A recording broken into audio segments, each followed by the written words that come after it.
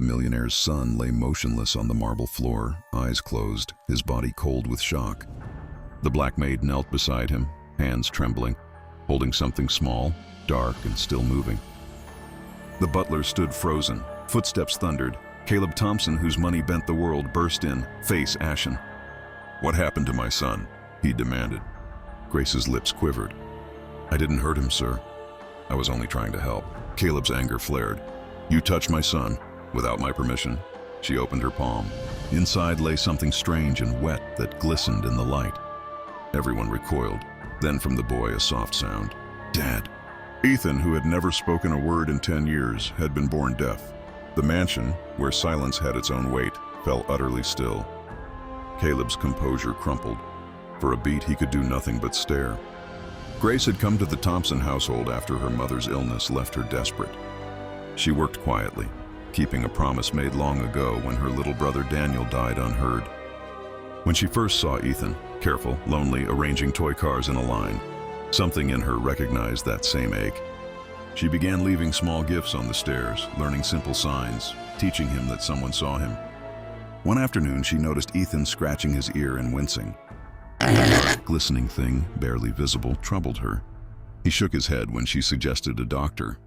"They hurt me," he signed. Grace could not ignore him.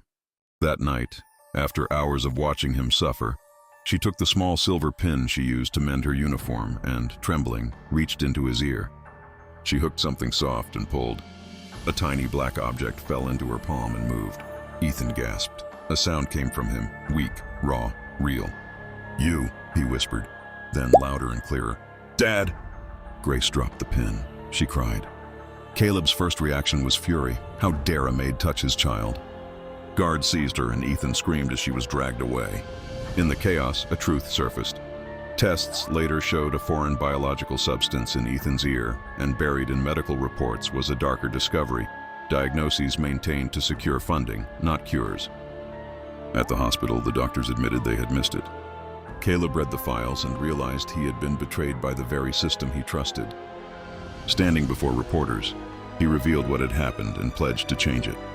He offered Grace the chance to lead the new foundation he would create, to give every child access to real care. Grace accepted nothing for herself. She only wanted Ethan well. In time, the mansion filled with laughter. Ethan learned words and sounded them out with clumsy joy. Caleb learned to listen. One evening, watching the fountain, he told Grace, "You gave me my son and taught me to hear again." She smiled, humble and steady. Sometimes he realized the kindest remedy is simply to see and to act. The richest